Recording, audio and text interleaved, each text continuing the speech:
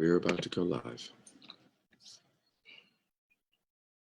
Hello, Facebook friends and family. I am Love Coach Scott Catamas, and you are watching kind of the morning edition of our Compassionate Talk, in which we talk about very real issues, topics, challenges facing us, especially in this extraordinary time in human history.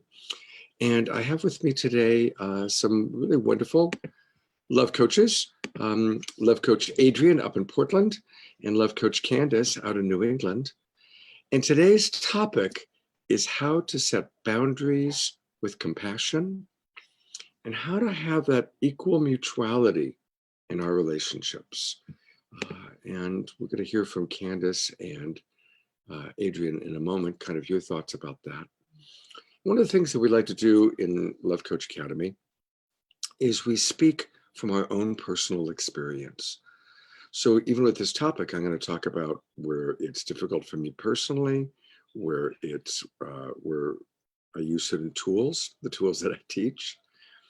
And this is really one of our biggest topics because it's difficult, especially in our friendships and our closest relationships, to set boundaries and to do it in a compassionate way. And wow, is this a challenge, especially now that so many of us are forced to be spending almost all of our time at home with whoever we might be living with. And so we're spending way more time at home. We're more cramped. Now, some people are home alone, and some people have situations where they still are able to go out into the world and work.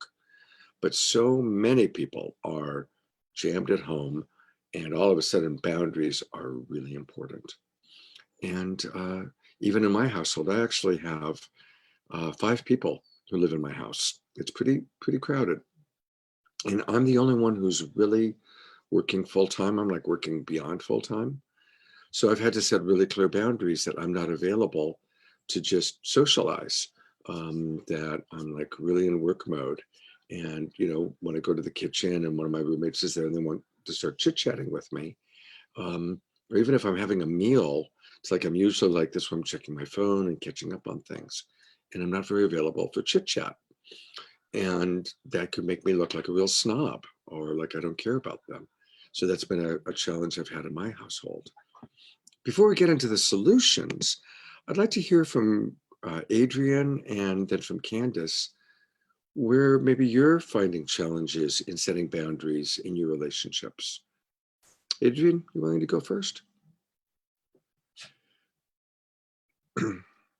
Well, actually, something that comes up, and this came up today, and it wasn't so much a challenge, but I'm realizing now as I think about it, this was a kind of a subtle boundary that I created that in retrospect, it did bring up a certain quality of tension. I think this might be appropriate to bring up because it kind of speaks to the subtlety of boundaries, and boundaries don't necessarily have to be this clear stop. I need this. Like coming on this call, I wasn't sure if I was going to come on the call or do yoga. And I ended up making, I ended up stating to my partner, like, hey, I'm going to do this call and not do yoga. And in a sense, I'm kind of creating a boundary. I was saying, I'm not going to do that. I'm going to do this. And something that came up for me was this thought that maybe I was going to disappoint her. And there was this advocating for myself. And, you know, she was supportive.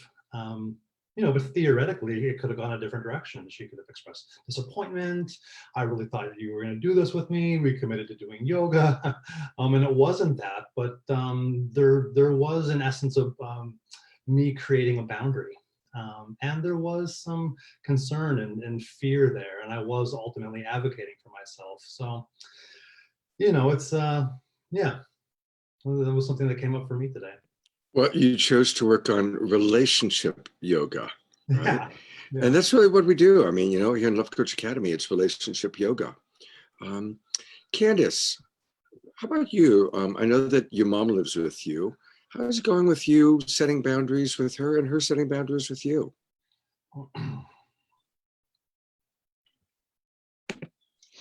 I just take a moment.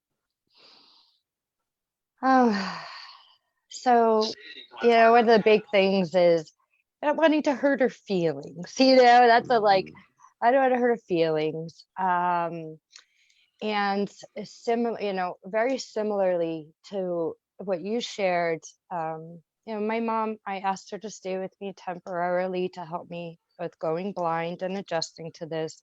But I am the working person, and there's definitely times that she loves talking to herself. She just talks nonstop. She just walks around and talks. She doesn't even realize it. And so there's a certain space where, the need to communicate into my need for a space, whatever that is at that time, while also taking responsibility and finding a space in the home, and acknowledging that this is how she is, and we've been living together now, I don't know, maybe 7 months or something. And there was a huge break in our relationship. We haven't lived together in, I have no idea. I've been living alone for a while and running a temple and just hippies coming through. So this is very, very different for me, but there's like huge healing happening.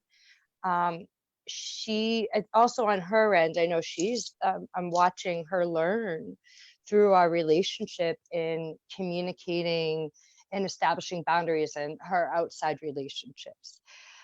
She still doesn't do well with me. Like there are times where I could tell I did something, or she tells me I did something and I really wish I knew, and I try to somehow lovingly communicate like, hey, I would love it if you told me. I wasn't really aware that I was doing that. I would happily change what I was doing, So yeah, that's happening. It's a really challenging topic. So, Adrian, I'm going to ask you to practice coaching Candace for a moment on this topic. And then we also have, I want to recognize that we have Ariel, who's in the waiting room, and Ariel's going to come in. And she actually presented this topic, so we're going to work with Ariel as well. But Adrian, how would you coach Candace on this?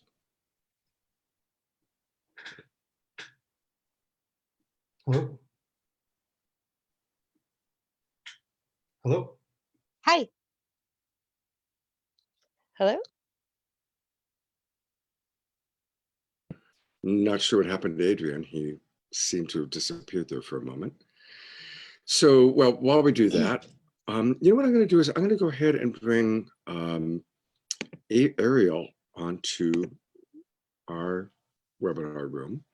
And actually, I want to thank Ariel for kind of bringing this topic up. Hi, Ariel. Sorry, I just let myself in. Good job. Good job. Thank you. So, Ariel, actually, we're doing this topic today because you kind of brought it up. You said, hey, I need some support with this. So, first of all, thank you for being with us. And what part of the country are you in? I'm in Colorado. Okay, great. How is, just in general, what's the tone in Colorado? And tell us what part of Colorado, and what's the tone there as it relates to the coronavirus and people's response to it? Just because that's so interesting to hear how it is in different parts of the country. Yeah. Well, I'm in Boulder, Colorado. I'm mostly at home, and so I'm trying to stay out of the fray. So my imagining is that it's just kind of tense, when you go out and about. But it seems like, well, most everything's closed except for the essential things, the essential stores.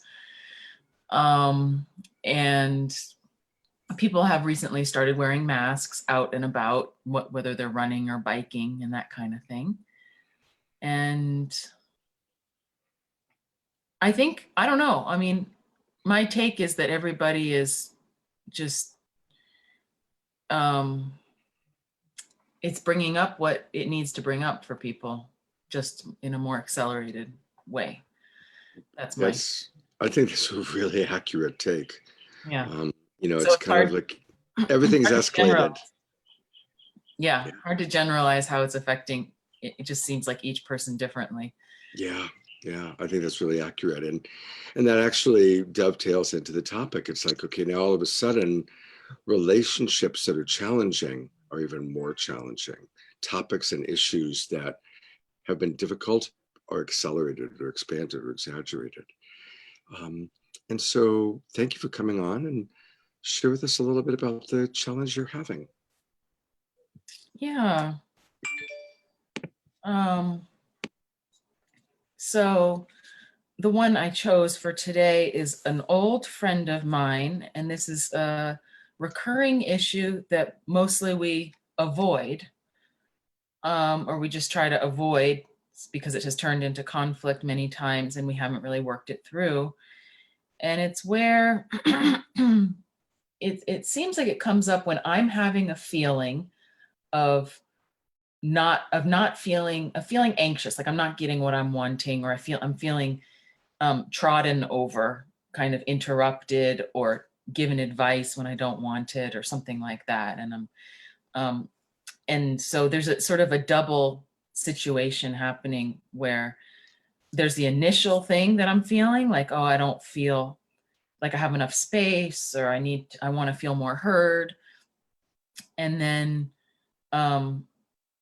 then there's a second thing of when I try to express that, she reacts in a way that is like, I don't want to hear that, sort of like the opposite of what Candace was saying. Like, she doesn't want to hear what is going on for me. Like, it's too triggering or something. Like, so I try to say it in a really authentic way, owning my own stuff kind of way. And it's very triggering for her. And she just kind of makes me wrong, it seems like, for that. So I get stuck. I get confused and not sure. I think I'm doing everything right, but clearly something isn't working. So thank you very, very much for sharing this with us. And let's just talk about what probably happens. It's important to remember that the moment either person, any of us, anybody who's watching, you or your friend, the moment any of us perceive that we're somehow being judged or criticized, what happens is our reptile brain takes over and we become this guy here. It's my favorite toy. That's why I keep it close by. Because we as human beings are programmed for survival. Our brains have not caught up with our culture. For tens of thousands of years, human beings have been in a constant state of survival. And so our reptile brain, whenever we perceive the possibility of attack, not attack itself, Ariel, just the possibility of attack, our reptile brain takes over and we go into defending ourselves. And we either defend ourselves by fighting or through flight. You've heard fight, flight, freeze, or fawn. Some people don't mention the fourth one, fawn. Fight, that's pretty obvious. We fight, we argue. Flight, we disconnect, we disassociate. We don't really physically run away very often, but we disconnect. Freeze is when we're just kind of deer in the headlights. And fawn is what in slang would be called ass kissing or people pleasing. Fawn is just like when we just give up. Okay, you win. And so none of those experiences, fight, flight, freeze, or fawn, create a quality of connection. They all create separation and disconnect. Now, one other part about the brain that's important, and then I want to see how, if you think this might apply. The more time we've spent with someone, the more our brain has memories of when that person said or did something that we felt criticized by or attacked by. And so now the more time we spend with people, the more we start becoming hyper vigilant or hyper alert to the possibility that they're somehow judging us, criticizing us, attacking us. And it can be really, really subtle. It can be, we perceive they're rolling their eyes or they're looking at their cell phone when we're trying to talk to them or whatever it might be. The moment we interpret anything a person has done or not done, and we interpret that as some form of an attack, we go into that defensive place. And then inevitably, as we go into that defensive place, the other person then feels defensive. The next thing you know, we're off to the races. Does that make sense to you, Ariel? Yes, totally. I'm writing it all down. Yeah, I love that you're writing it down. I want to welcome back Adrian, one of our love coaches, who got abducted by the computer gods. Candace or Adrian, is there anything you'd like to add just about how you notice reptile brain taking over in some of your closer relationships? Anything you'd like to add or mention?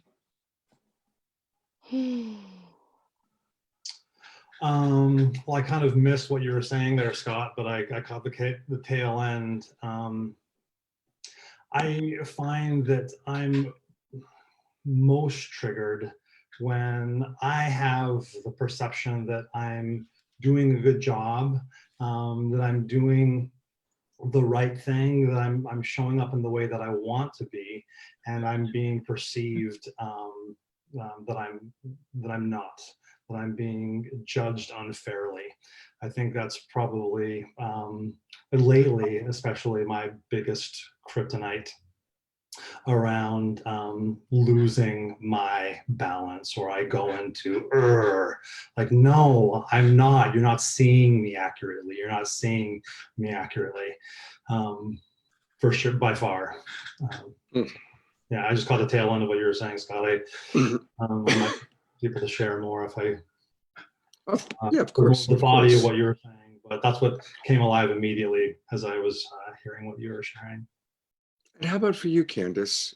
Is there particular moments that you notice that simple things, like maybe when you think you're doing something neutral, it triggers your mom, or vice versa? Yeah, it was very similar to what Adrian was sharing. And, I think sometimes it's so innocent, you know what I mean? And for me, like, so I missed something, basically was talking about earlier.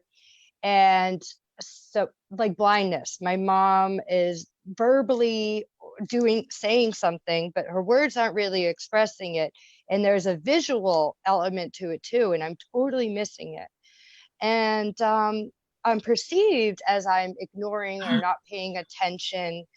And she's getting frustrated, trying to get me to, see or understand. But she's just, I'm blind, and she's not, there's certain ways you explain something to a blind person, and it's hard to remember. They can't see, even as my mom, she didn't give birth to a blind daughter, So, yeah, and just trying to understand, and slow things down. I think that's the biggest thing, is just slowing things down. And I feel like I'm noticing I do throw in the towel and just say, okay, as I just want her to feel, that she's the one that gets a little like, I'm like, I can't fix this, I can't change. Like, okay, mom, I understand, this conversation didn't go, I'm not understanding, you're not understanding, and we just need to pause because we're not going anywhere right now. Yeah. So Candace just said a couple times the really important piece: slowing down. Slowing down. It's the most important thing I could possibly say right now. Because what happens is we start, if you take a look at any argument you've ever had, if you had like a video of it, I promise you'll see one or both people are speeding up. They're talking faster and faster and faster. And the faster we talk, the more difficult it is for us to be conscious, right? Consciousness takes time. To really be aware as we speak takes time. And when we are, especially when we're in reptile brain, remember that we have this long ancestral lineage in which we were under constant attack. And so your grandfather or your great-great-grandfather or any ancestors going way back, when they felt attacked, the faster the attack happened, the quicker they reach for whatever weapon would best defend them. Okay? We do the same thing today. The faster things speed up, the more we're just in defending ourselves, we will reach for whatever weapon we think is going to protect us the most. Now, for most of us, that weapon might be fighting back, or just saying, I got to get out of here, I can't handle this, or hanging up the phone, right? Tragically, every now and then we'll read in the paper about somebody who pulled a trigger, and you'll read, oh my God, he was the nicest guy in the world. I can't believe he pulled the trigger on his wife. But in that moment, he was so, now we're not condoning it, obviously, but in that moment, he was so wanting to end the pain that he pulled the trigger. And all of us pull verbal triggers if we're in enough pain or if we're in enough fear.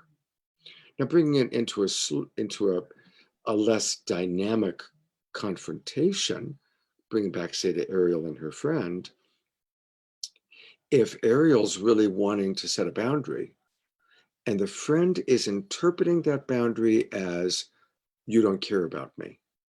You don't care about me. You know, I'm really wanting to talk to you and you're saying you don't have time right now. Or you really want to talk about something and that's not interesting to me. Whatever it is, when we interpret a lack of care or a lack of love, most likely our reptile brain takes over and we go into defending ourselves. Does that sound familiar to people? Yes. Very familiar. Yeah. Absolutely. And so, and by the way, I want to welcome Paul McFarlane. By the way we'll do it is if people want to be on camera and share, turn your camera on.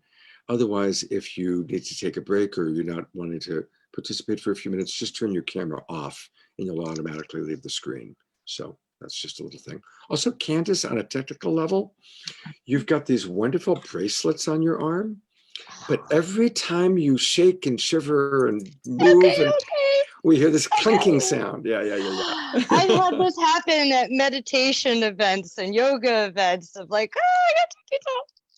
I got I to. mean, it's these little fine points. Now that we're learning all how My to mom be, too. My mom yeah. jingles. We both jingle. It's great. Yeah, that'll be your new nickname, Candace the Jangler. Yeah. All right, no jiggles. So Ariel, as we're talking about this, what comes up for you? Like, what can you relate to, or how can you relate to, you know, kind of the reptile brain and how we react? Yeah, I love hearing all this. Some new pieces.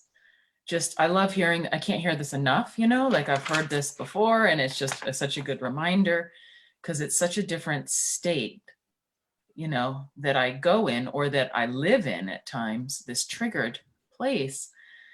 And so what comes up for me is like sort of fear. I almost feel triggered talking about it.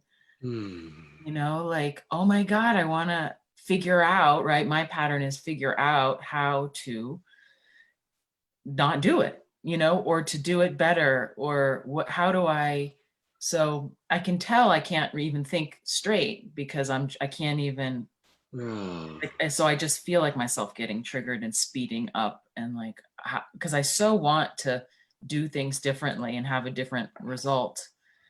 And I think I don't know how. I mean, I know lots of techniques and stuff, but in the moment, I don't think I really know what is triggering me.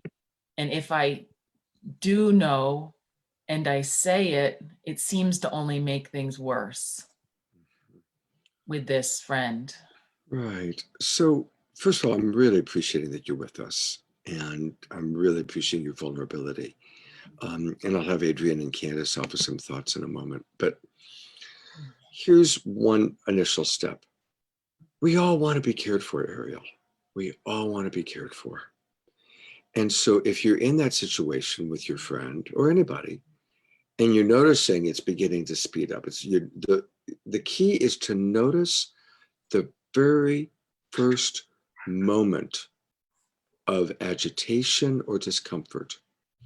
And I always suggest to people, get to know what's your early warning signal. When do you, for most women, it's in their body. Most women notice discomfort in the body first. Most men notice discomfort in the brain, right, in their mind. Men tend to notice it intellectually, and this is a generalization, but men tend to notice it intellectually, women tend to notice it in their body. So for a woman or anybody, it might be they start noticing that their voice is changing. They're talking faster or they're feeling contracted, right? Or for people that are more mental, they might start noticing that they're feeling argumentative or they're perceiving that they're being attacked. Notice the very first signal and slow it down. And when we slow it down, say, I really care about you. I really care about our friendship. Whatever is accurate, I really care. And if it's a close relationship, I really love you. This relationship's important to me. Can we just slow down? Because I'm noticing I'm feeling uncomfortable and I want to figure out what that is. And you haven't done anything wrong. This is really important. You say to the person, you haven't done anything wrong. I'm feeling uncomfortable and I'm wanting to just slow down and figure out what that might be. And that general approach, we want to keep giving that person reassurance that we care, if appropriate, reassurance that we love them, and that I'm feeling uncomfortable. I'm beginning to feel something's going on inside of me. And I want to understand that so that we can have a better relationship, or so that we can have better communication, or so that we can have a better working relationship. Whatever the form of the relationship is, we acknowledge we want it to be better. And that's why we're slowing down to understand myself. So, Adrian, anything you want to add to that? Or I know you apply that. I mean, gosh, God, if we could all do that. I mean, you just so beautifully described the miracle and power of compassionate communication, slowing down. What really came alive for me, and hearing Ariel's piece and your reflection earlier, was that reassurance. When we can really reassure the other person that I care, particularly in boundaries, like, I really care for this relationship, and the reason why I'm needing to maybe pull away and stop is because I care for the relationship. And when people feel cared, when they know that you're maybe needing to stop or even move away, when they feel reassured, there's just so much spaciousness and so much more willingness to slow down and to stop. And I know for me personally, when I feel really triggered, I feel it really strongly in my throat and my chest. And if we can cultivate that habit, that pattern of ding, ding, ding, something's happening. What do I want to do now? What do I want to do now? Oh, I want to slow down and I want to make conscious choices. Yeah, make conscious choices. I want to be caring. I want to be reassuring. I want to understand, like, what is it that I'm needing right now? Yeah. Ding, ding, ding, something's happening. What do I want to do? Exactly. I want to acknowledge for a moment, in one of my watch parties, Anna Lovenlight writes, my trigger is not getting enough attention. I've noticed that my codependency is surfacing and it really sucks. I'm pretty sure it's triggered from all the uncertainty in the world going on. So thank you, Anna, for that very honest and vulnerable share. And I think a lot of people can probably relate to that sharing. And just these two pieces, the piece of, God, I want attention and you're not giving me attention. And that's triggering because, again, we interpret it as a lack of care, right? And then the other thing is just the uncertainty in the world and how that's impacting all of us. Candace, anything you want to add to that? Yes. Thank you. Acceptance. I know for me, the more I can divinely like just really accept that whomever I'm chatting on, my mom, accept that she's going to stay exactly the way she is. She's not going to change. Nothing's going to change. The more I can accept her for showing up exactly as she is in the situation, staying as it is, the easier it is for me to navigate these conversations. So for me, doing a lot of acceptance work around exactly the things being exactly the way they are, I can be more graceful and easeful in having my slow down capacity and navigating languaging with the communications. Beautiful. Thank you for that. Mm. Paul McFarlane, thank you for joining us. And I'm now going to unmute you. Anything you'd like to add to this conversation? Yeah, one thing, and this is such solid gold stuff. It really is, and a lot of it is about what to do in the clinches, in the actual space when you're with someone. And then you talked about how important it is to notice. Well, how do we notice? How can we refine noticing? In other words, there's always going to be a time when you're by yourself before you're with another person. And in that time when you're by yourself, if you cultivate noticing, meditation, it's a great one. I think that's the first opportunity. It's like, if I know I'm going to go see my girlfriend, I know I'm going to talk to my mom in a few minutes. That's my opportunity to notice when I'm by myself, to prepare the ground for the seeds that'll be dropped, right? Anything that helps you improve and increase our ability to self-notice, I think, is a good foundational thing to help that absolutely priceless wisdom you're sharing. Thank you.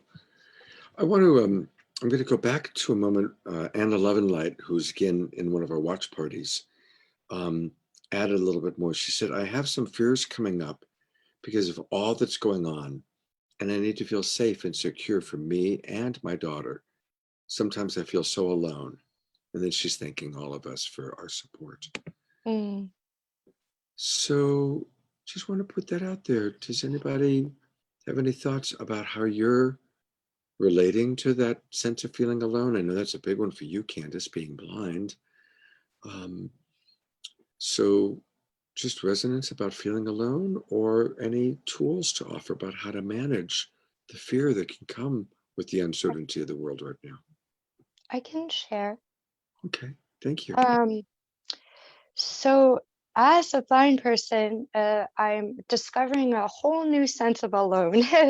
I've never been this alone. And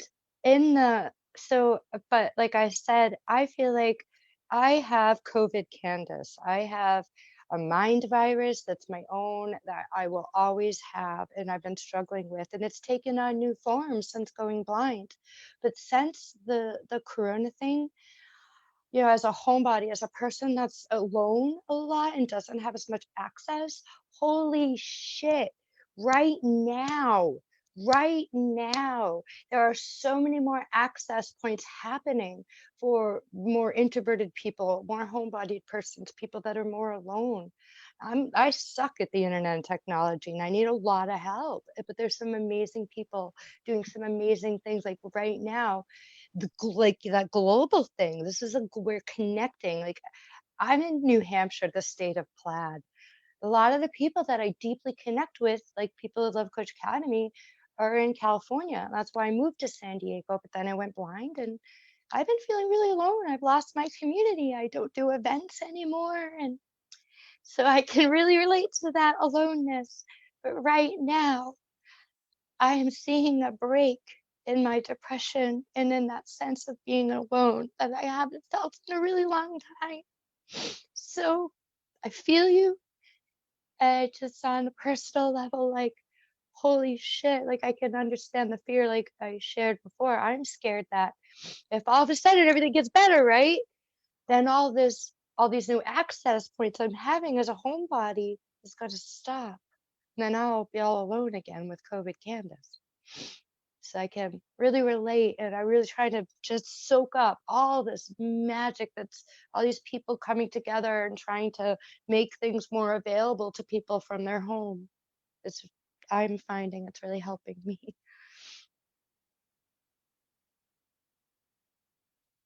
It's always so touching to hear your story, and you represent such a large part of our society, not necessarily the going blind part, but the feeling alone part. Mm. And that is hopefully a positive that's coming out of this very extraordinary coronavirus challenge, is so much more digital opportunities, ways for us to connect digitally like we're doing now. And that's why all of us decided in Love Coach Academy to start doing regular experiences like this, where we can share and offer tools and tips and practices and just listen to each other, just acknowledge what's going on. And I want to welcome, we've got about, as I can tell, about 28 people watching in different watch parties. And so I'm going to try and I can only track two watch parties at a time plus speak, but I'm going to do my best to put out any thoughts or questions that come in from the watch parties that I'm tracking. Ariel, I want to give you a little time to digest. Anything else that that comes up for you? Like, would you like more support, tools? How can we make life even more wonderful for you this morning? Oh, well, I'm really appreciating all the support, and yeah, I wish you were all local. I crave more of the local community, but this is a good start. How much more local could we be than we're right here with you in your own kitchen or your living room? We're right here with you, Ariel. Right. I know. We're all in our pajamas or our robes or. Yeah. One of my friends, I think it was Paul Sterling, said, "Yeah, the big clothing choice is my morning pajamas or my evening pajamas, my morning jogging suit or my evening jogging suit." Right? Well, yeah, I've been preparing this apparently unconsciously for the last couple of years, because I've been in sweats for the last year at least for some reason. Yeah. But no, I'm definitely appreciating. I'm having my self-talk is, wow, I'm amidst very conscious people, and I'm kind of soaking that in and like just thinking, wow, I really want more of that.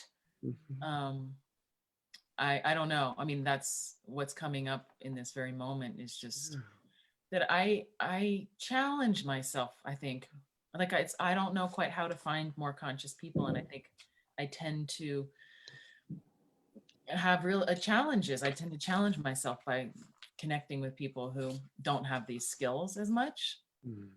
And so the burden kind of ends up falling on me. It feels like a burden. Yeah. So, well, welcome to our community, and definitely come on a regular basis. We're doing this right now twice a day. Not sure if we're going to keep it up twice a day or not, but we're going to be doing a lot. And right now it's every morning at 9 o'clock Pacific time, 6 o'clock in the evening Pacific time. And sometimes we have special guests. Sometimes we bring in experts. Sometimes it's just like this, where whoever wants to chat. But I love the Love Coach Academy community. It's really wonderful people, and we are all committed. We are committed to being as conscious as we can about what we're thinking, what we're feeling, what we're needing, how we're expressing ourselves, and how we're listening, how we're hearing things. And I have a feeling Paul McFarland has something to share, so I'm going to call on you in a moment, Paul. But just one more thought on this topic of how to set boundaries with compassion. Notice, when am I reacting to an interpretation? When am I reacting to an interpretation? Because as I break down, as I work with couples all day long, or people, families, almost all arguments begin with someone reacting to an interpretation. I also want to read two comments that have come in on our watch party. And thank you, really appreciate the comments.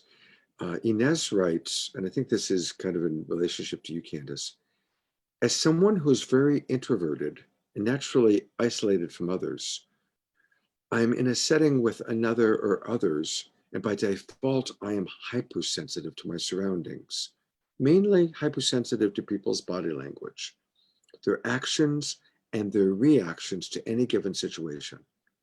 What I struggle with is when what is being verbally communicated is vastly different than what their body or energy is giving off. How does one navigate that? That's a really, really good one. Like when we're very, very empathic and highly sensitive, which many of you on this who I'm looking at on the screen are. How do we manage when what someone's saying is so different than the vibe that we're getting? And then determining, is that my own filtering the interpretation, or am I really in tune with what's going on, and how do I manage that? It's a great, great question. Anybody want to tackle that one? Adrian. Yeah. I think hopefully we're in relationship with somebody where we have enough safety to ask the question. And ask the question not in a assumptive or accusatory way, but just ask the question in a curious, open, loving way. So, hey, I'm hearing this and I'm noticing that I'm feeling something that's making me question if you're telling me the whole story, or maybe if you're holding something back, and I'm wondering if what I'm feeling is accurate. Just asking that question. And it'd be great if we're in relationships where there's enough safety to do that, because naturally it can be common for people to feel defensive, like, well, no, I'm totally saying this. And yeah, and it takes a lot for us to check in with ourselves and go, oh, am I actually being totally honest? Like in the case of Ines, that situation where she's feeling something different than what she's hearing. Yeah, just to riff on what Adrian said, which is really wise, being curious and again showing care. Mm-hmm. So obviously the far end of the extent would be if we somehow said, that's bullshit, or I don't believe you. Well, that's going to totally set them off. But if we can inquire with childlike wonder, childlike curiosity, Yeah. Hey, I really care about you, and I'm just wondering, is there something else going on for you in addition to that? Or is there something deeper that you'd like to talk about? Exactly. Really gentle tone of voice, inquiring, and doing it from a place and an intention of care, as opposed to an intention of make wrong. Exactly. Because the moment they perceive make wrong, it's not going to go well. One of the people in a chat box responded by saying, I'm not sure if what I'm going to say is what you're referring to, but I felt at times that when people are saying that they are okay, for example, I can feel that they aren't. Like it's like I'm empathic, and it's hard for me too. That's just an example. So in other words, again, for people that are very highly empathic, feeling there's more going on and wanting to connect, but again, how do you manage that? Giving that empathy. And so again, just ask permission. Ask permission first. Can I ask you a question? Can I, I'd love to go deeper. Are you willing? Just really asking permission with our conversations. And it kind of goes back to the original conversation with Ariel, where setting boundaries, oftentimes, if we ask permission first, or the other person asks permission, then we don't have to set a boundary, right? It's such a golden nugget, Scott. Asking permission is so powerful. Yeah. And we've got actually a nice group of people in different watch parties watching, so that's kind of lovely. Paul, anything you'd like to add?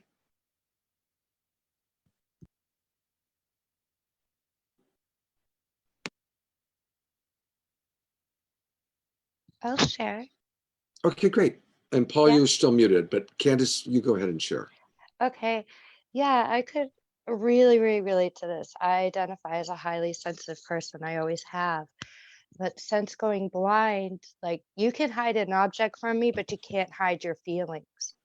And I've had to really again accept that I cannot. I mean, I miss the bar all the time. I'm not even aware, and I can't make someone else be aware. So, but again, also that taking time to meditate on this awareness, this perceptual experience we're having, and where is our perception coming from, get clear on that inside before we go to that person with the utmost loving care, and come to that place of acceptance too, that they may not, I may be wrong, and they may not be able to see what I see, so yeah. That's a thank you. I love that. You can hide your objects, but you can't hide your feelings. I've never heard that before. That's a great one. Yeah. By the way, I want to invite anybody who's watching, if you'd like to do like what Aunt Ariel did, if you want to come into the webinar room and share with us, just go to zoom.us, and then our Zoom meeting number will ask you if you want to join a meeting. And our Zoom meeting number is 968-657-064. So again, go to www.zoom.us, ask to join a meeting, and we are 968-657-064. And would love to have you join us. Paul, it looks like you are ready. It looks like, yeah. Well, I'm just saying, this is just totally cool shit. The thing about, well, I have a safety thing that I remember more often than not, and this is a pretty disruptive truth, that absolutely nothing happens outside of ourselves. There could be another person in the room, but they're happening and they exist inside me. When I see them, they're inside me. When I hear them, that hearing is happening inside me. And that's really, really fundamental. But one thing I just want to mention too, won't take long, it's just I haven't heard anyone else talk about this, is that during this aloneness time, and remember it's physical distancing, not social distancing, that if you looked at your life before this, and you could even tabulate how many hours you spent alone versus out in the world or with people, some of us might be surprised how little difference there really is. But what's the difference? We're hearing all the time how sad it is and how horrible it is that we can't be with other people. It's the human nature that not doing something is bad, but what's worse is being told we can't. And if you're taking in messages all the time about social distancing and people staying home in kind of a heavy way, remember, it's up to you to choose whether you're heavy or not about it. Thank you, Paul. That's good input. By the way, Candace, I muted you just because your puppy was making some sounds. But Sorry. So Gaia writes, how can we still be in that space with people while setting clear boundaries for what we need in the moment? So it's kind of going back to the boundaries question for a moment. And again, I'd just say, establish care. I do care about you, and I need to focus on something else right now. Or I do care about you. I love what Ariel brought up. When she gets triggered, it's very common. Some people, when we get triggered, it takes longer for us to think. It takes longer for us to sort out what's going on with us. Ariel, I don't know if this is common for you, but oftentimes I work with people that are in a relationship where one person's synapses fire faster than the other. So let's just say it's John and Sally. And Sally's very thoughtful, and it takes time for her to get clear on what she's feeling and put words to it. And John's one of those guys who's just like so fast. And Sally might be 1/3 of the way of her formulating a sentence when John's already figured out what she's going to say and what his reaction is, and jumps in and does that. And then what eventually evolves is John just becomes completely dominant in the relationship. And Sally either feels like she can't get a word in edgewise, or even worse, the false idea that somehow she's not as intelligent as John. And so she feels shame or less than. And I want to say that how fast your synapses fire has nothing to do with intelligence. It's just a process. And someone that has become kind of a hero after he died really was Mr. Rogers. Mr. Rogers taught us to go very slow. Take your time, buttoning the sweater and going slow. And so slow is thoughtful, slow is conscious. But we live in a world where fast is perceived as better or more intelligent. So I'm just curious how that lands for anybody in our audience, or yeah, Adrian. I can really relate to that. I've been in relationships where I'm with people who I've at the time have determined as being particularly smart or quick, and I just didn't have the capacity to spar with them on that level. And what's coming up for me now as I think about that is that when we're in the place of right and wrong, when we're trying to make our points, when we're trying to defend ourselves, that's often when things escalate to that place where that quick-witted, on it, and a fast neuro process is necessary.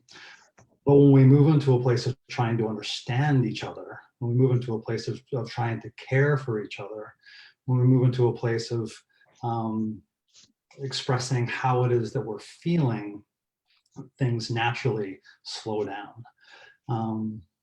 Yeah, so I feel like, when we have the ability to slow down and encourage ourselves and the person or people we're working with to explore from a place of understanding each other, we don't need to be fast, and actually being slow is so helpful. So yeah, thinking about that, I really relate to that of like, Yeah. that winning right wrong thing. And so much of what I appreciate with compassionate communication that's changed my life is moving beyond right or wrong and moving into understanding. Yeah. And understanding what's true for me. What am I feeling? What am I needing? And expressing from that place. Beautiful. Beautiful. I have a question. Sure. That's sort of related to the whole initial topic is, so what happens if you have, if you're with the whole mutuality thing and you each have different needs? In your example, maybe one person is, already interpreting and moving faster, or what happens when you have these different needs and one person is still wanting to talk and be heard and the other person is ready to jump in and share? Yeah, that's a great question. We want to always acknowledge each other's needs, even when we can't meet them. Okay. And that's really the key. Taking the time to acknowledge what you're needing, what I'm needing, and both of our needs are precious. And wow, we need different things right now, right? If John's really wanting to work and Sally's really wanting to talk about the relationship, they're both important. John's work is important. Sally talking about the relationship is important. It's the moment that one of them puts the other one down. Sally throws at him, "You just don't care about this relationship, do you?"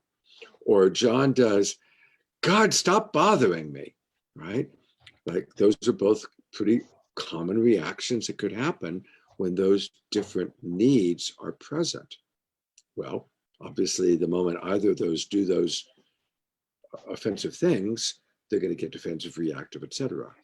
So for Sally, it's recognizing, John, I respect your work, and I know how important it is for you to focus on work.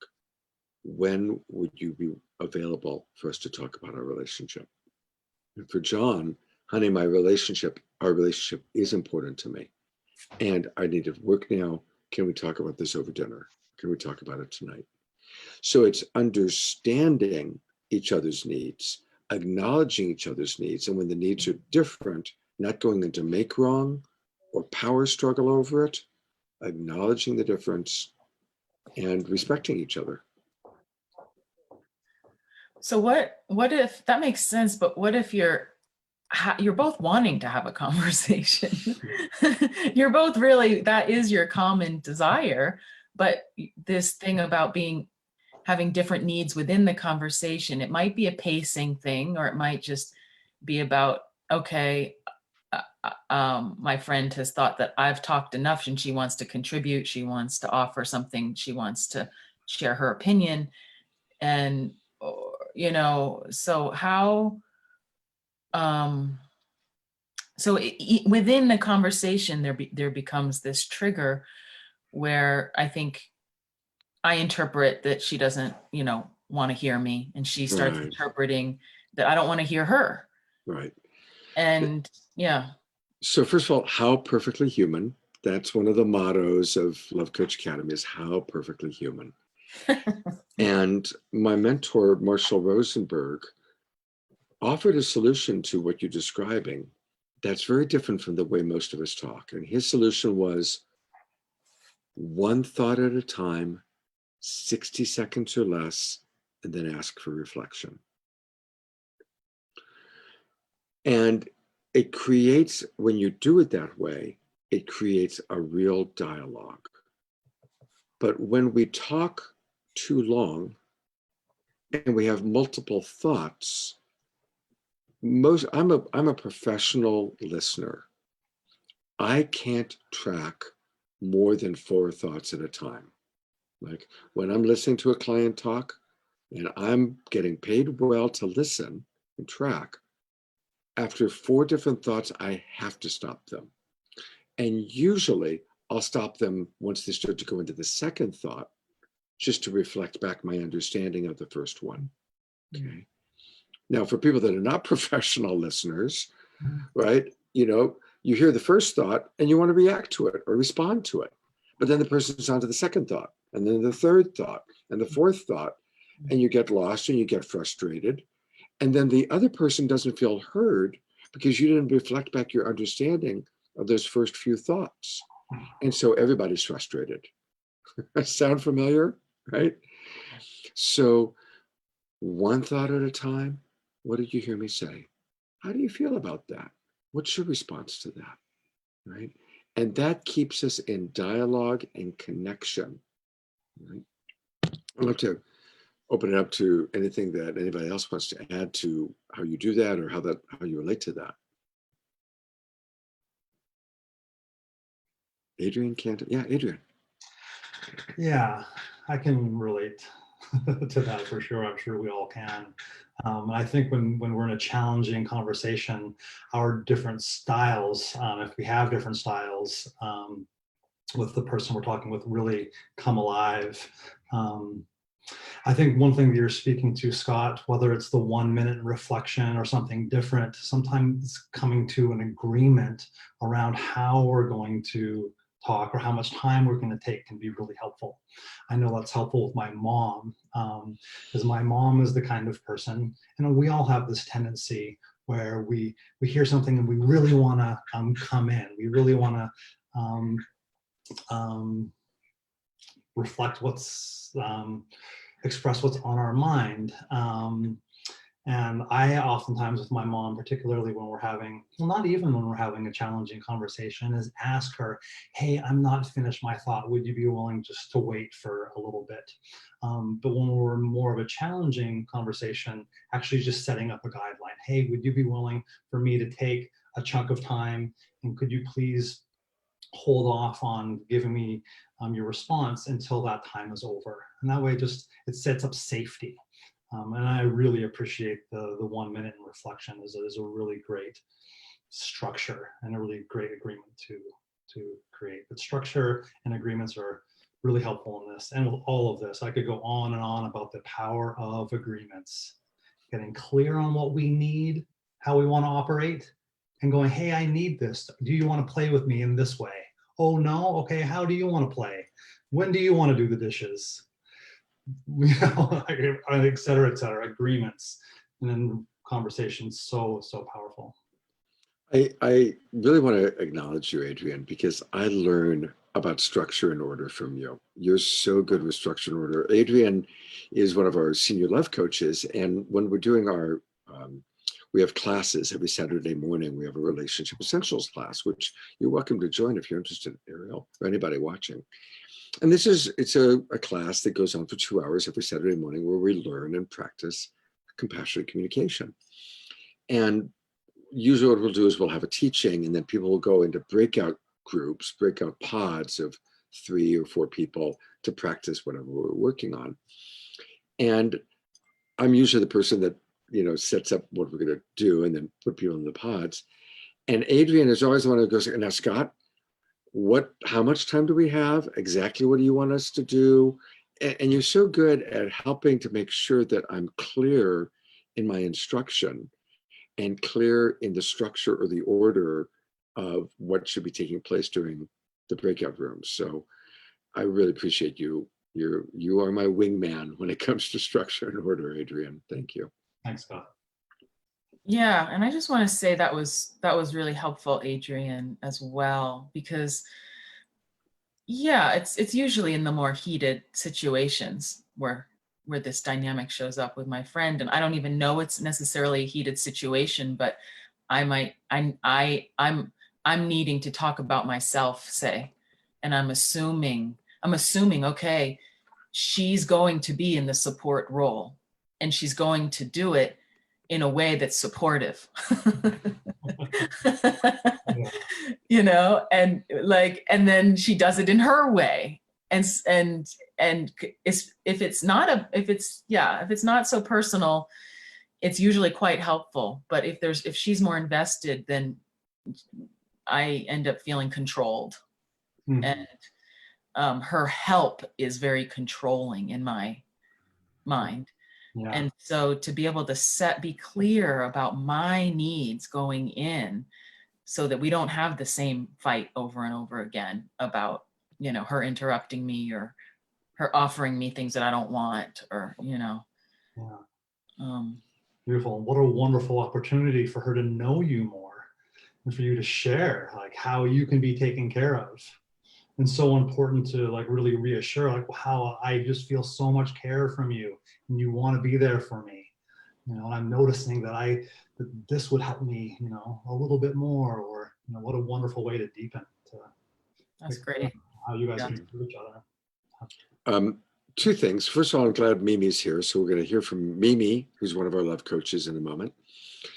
And Paul McFarland, by the way, has been writing 3 words that are really important for all of this: calm, curious, and care. And thank you, Paul.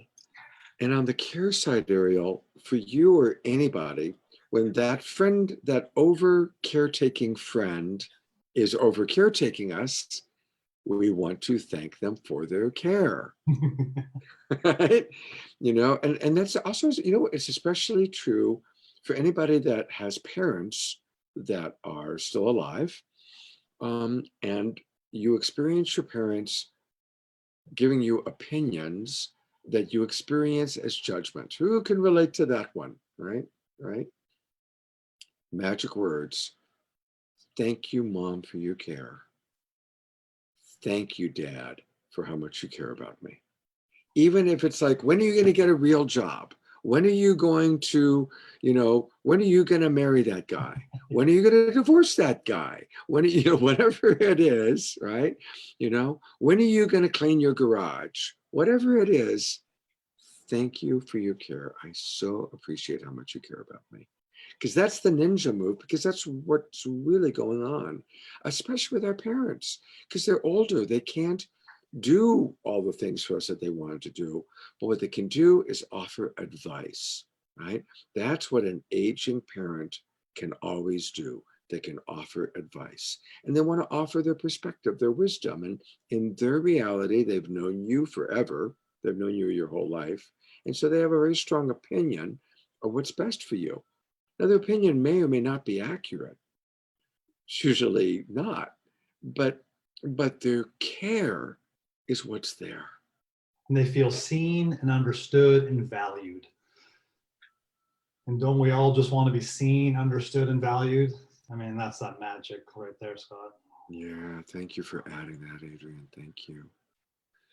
Well, Mimi, I see you and I value you and I want to understand you. What's alive for you today, Mimi? I created a watch party because I had a lot of friends on there that I thought might benefit from this every day. And I certainly benefit from these practices all the time. So this morning, I have a young man that just turned 18, my 18-year-old son, today. So we're celebrating a lot of him. Yay! Happy birthday. What's his name? Harrison. Happy birthday, Harrison. 18. Wow, that's a big one. So even that, like, he was just on the phone helping to get organized for banking statements. And even there, I was saying, remember to say, hey, yeah, you know, like even at that level, I'm still, and he's like, oh my gosh, he's 18. I've been practicing this forever. And the zip it factor, you know, like, I think that growing up in the household that I grew up in, I felt like I had to be ahead of people emotionally so that I didn't, because of the brutality, because of how emotionally upset people were, because people weren't owning their stuff. And so I was always like leap years ahead of trying to process the information emotionally to get a reading on the room. So from that space, I became hyper vigilant in recognizing, oh, they're feeling this, they've got this is what's going on, this is how they're going to react. And in the 70s and 80s, that was really helpful. And even into the 90s, that was really helpful. But going forward, what I've recognized in becoming a steward is breath.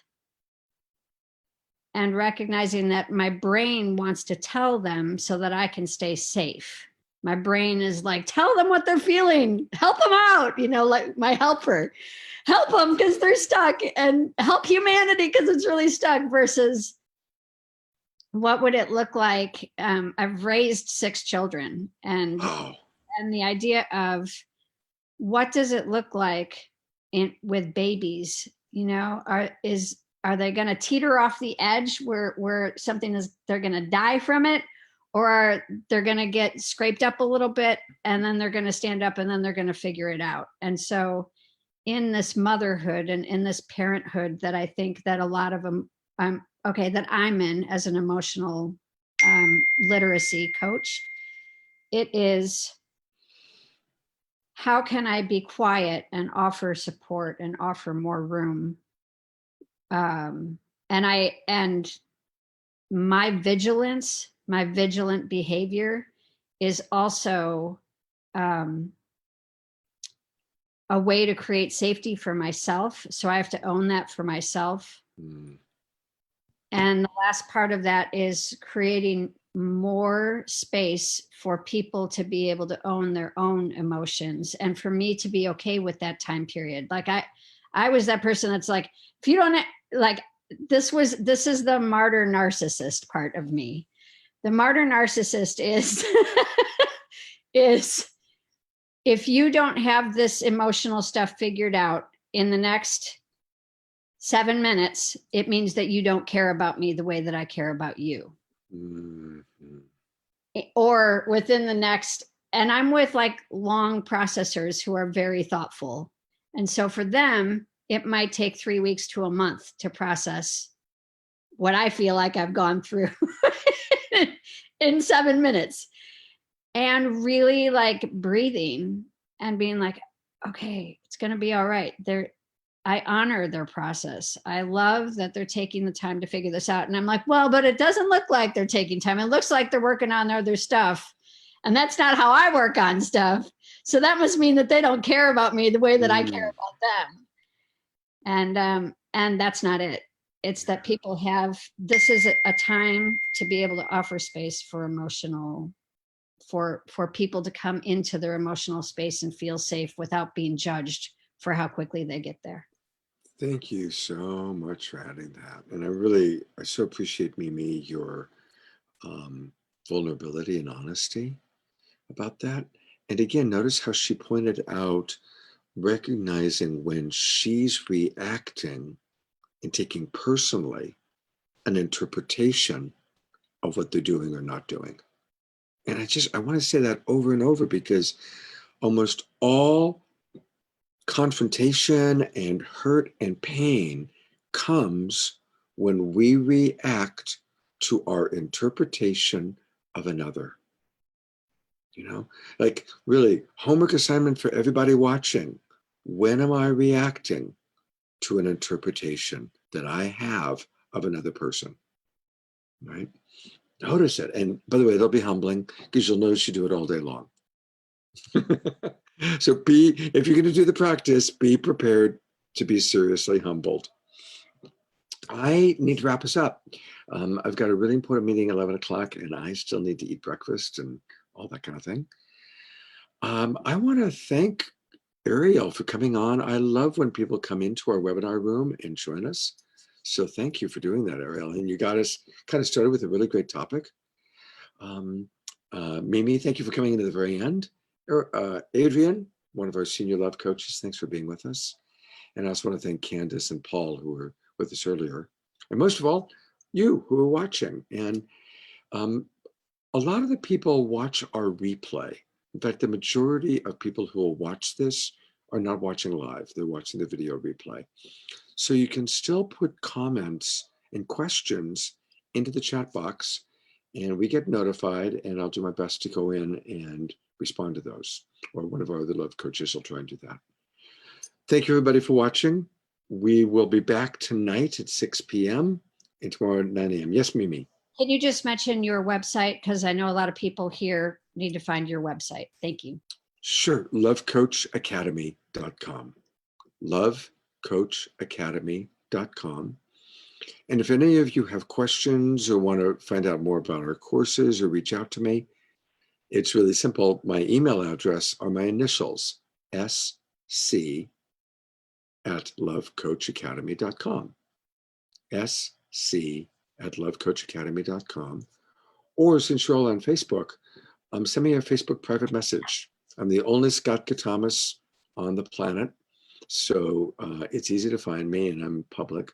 So you can send me a private message on Facebook, and that's another way to reach out, get more information about our classes, our courses. We are starting a new mentorship program, training new love coaches. We've got our Relationship Essentials course that's open for people to join on Saturdays. Now that's a paid course, but you get really deep connection with people like Adrian and Mimi. So, and me and Paul and Candace, really cool people. So thank you, everybody, for watching. Adrian. Before you sign off, I just want to express my gratitude to you. Ariel, thank you so much. And Mimi, your self-reflection and self-awareness that you just demonstrated was so refreshing. Thank you so much. It just does a lot for me to witness that level of self-inquiry and humility. So thank you for that. Beautiful. Thank you for the appreciations. Thanks again, everybody. Take care, and we'll see you tomorrow or later tonight, hopefully.